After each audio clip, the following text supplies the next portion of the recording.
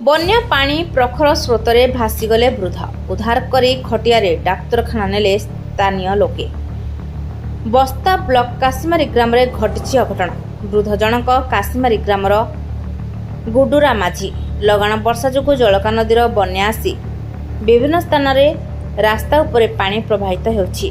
गुडुरा कोनोसी कम रे बढ़ी पानी रे रास्ता पारी होई जाउथुवा बेले प्रखर स्रोतरे भासी जाइथिले। स्थानीय लोके उद्धार करी डाक्तरखाना नेबा पई एम्बुलेंस को फोन करथिले, मात्र रास्ता रे बन्या पानी प्रवाहित हेउथारु एम्बुलेंस पहुंची पारि नथिला, जहा फल ग्रामवासी एक खटियारे डाक्तरखाना नेथिले। बस्ता नवगठित नवगठित एनएसी टिकिरापड़ा वार्ड टिकिरापड़ार मात्र आधा किलोमीटर दूर काशीमारी स्वाधीनतार 80 वर्ष पर काशीमारी गाँ जो भाव में अवहेलित ना सेमान निकट प्रशासन पहुंची ना स्थानीय जनप्रतिनिधि निर्वाचित जनप्रतिनिधि पहुंची।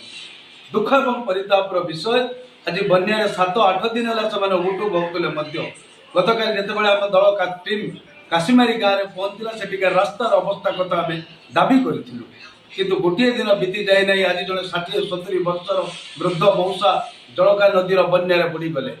दुख और विडंबनार विषय मात्र सदर महकुमार डाक्तरखाना 500 मीटर दूर अवस्थित थे काशीमारी गाँ से गाँ को एपर्यंत सुधा ना रास्ता अच्छी ना जीवासबार गमनागमन सुविधा अच्छी ना लोक मान पाखे प्रशासन पहुँची पारुची।